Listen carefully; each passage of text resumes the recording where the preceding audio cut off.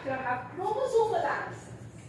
That is, they may remain susceptible, but when they are acquired by E. coli or Klebsiella, it leads to depressed type. It leads to high level resistance, and in Citrobacter and Enterococci, after use it leads to depressed, that means continuous. जी doctor साहब, आज किस विषय पर doctor साहब ये बताएं। आज हम यहाँ ये जो कार्यशाला कर रहे हैं डेंटल टीचिंग कॉम्प्लेक्स के अंदर बीजेआई में यूनिवर्सिटी में, ये कृत्रिम श्वास कैसे दिया जाता है और किन कंडीशंस में देना होता है। मैं श्रोताओं को ये बताना चाहूँगा कि आपने कोरोना न्यूज़ को देखा, आज के दिन हम सर्पदंश में देख रहे हैं, और जो चीज़ रेगुलरली एक और देखते हैं वो पॉइजनिंग में है, उसके अंदर भी आता है। और इसी तरह से जैसे अगर आपने देखा कि कोरोना में था, इसी तरह से स्वाइन फ्लू में भी हुआ।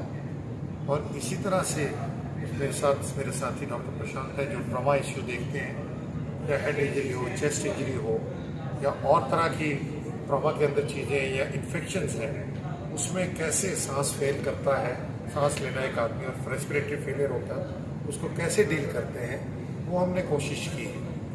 कोरोना टाइम में आप लोगों ने ये भी रियलाइज़ किया होगा कि जितने लोगों को दिक्कत हुई थी उतने हमारे पास यंत्र नहीं थे, या वेंटिलेटर्स नहीं थे, या ऑक्सीजन की भी हमें चैलेंजेस आए। और उसके साथ साथ जो सबसे बड़ा चीज़ है वो है मैन बिहाइंड मशीन। मशीन के पीछे आदमी कैसा है, उसके स्किल्स कैसे हैं, वो उसको महारत कैसी है, उन सब चीज़ों को देखते हुए, ध्यान में रखते हुए हमने डिपार्टमेंट ऑफ एनेस्थीसिया में डॉक्टर प्रशांत के साथ बैठ के ये बनाया, और डॉक्टर सुरेश सिंगल की हमें काफ़ी मदद मिली, जिसके कारण आज हम ये कार्यशाला कर पा रहे हैं। और इसके अंदर हम सुबह हम ये बता रहे हैं कि मास्क के साथ कैसे वेंटिलेट किया जाता है, और अब दोपहर बाद ये बताएंगे शाम तक कि ट्यूब डाल के कैसे वेंटिलेट किया जाता है, क्योंकि सेफ देना बहुत ज़रूरी है। और फेफड़े गुब्बारे जितना है, अगर आप अनसेफ देंगे तो उसमें फटने का डर होता है, तो वो ये मशीन आदमी को जानलेवा भी साबित हो सकती है। और इसके अंदर हमने इस हिसाब से रखा है कि जब पेशेंट वेंटिलेटर पे होता है तो वो आईसीयू में होता है, क्योंकि वेंटिलेटर आईसीयू के बाहर नहीं दिया जाता, और अगर इमरजेंसी में भी दिया जाता है तो उसको हम आईसीयू में शिफ्ट करते हैं। ये एक दिन की अभी कार्यशाला है, और इसके अंदर हमारे पास एनेस्थीसिया मेडिसिन, हमारे चेस्ट मेडिसिन से, और कुछ MBBS और इंटर्स छात्र भी हैं। और इसके साथ साथ जो सबसे मुझे खुशी है बताते हुए कि क्रिटिकल केयर का कोर्स हम नर्सिंग के लिए पीजीआई में चला रहे हैं, तो उसके छात्र भी हैं, क्योंकि आईसीयू में डॉक्टर्स और नर्सें एक पहिए, एक आप कहें बैलगाड़ी के दो पहिए हैं, बगैर इनके काम नहीं चल सकता। तो वो हमने एक तरह से सामंजस्य बनाने की कोशिश की है।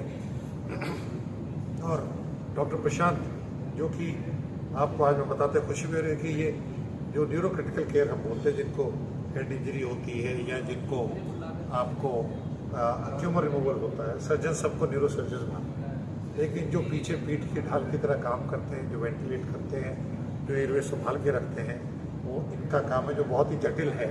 और आज कल हम एक दिन, ये आपकी जो सवाल था उसका तो यही है कि सिर्फ एक दिन का है। डॉक्टर प्रशांत, इसका मेन उद्देश्य क्या है? इसका मेन उद्देश्य ये है कि जितने भी प्रतिभागी आए वो अपने हाथ से मशीन को चला के उसको फील कर सकें कि जब उसको मरीज पे चलाना है तब वो कैसे चला सकते हैं, उसमें क्या दिक्कतें आ सकती हैं, उन दिक्कतों को कैसे संभाला जा सकता है।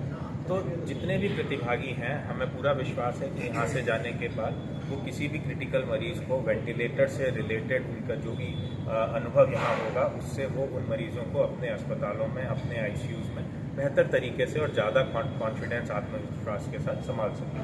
Thank you sir, thank you.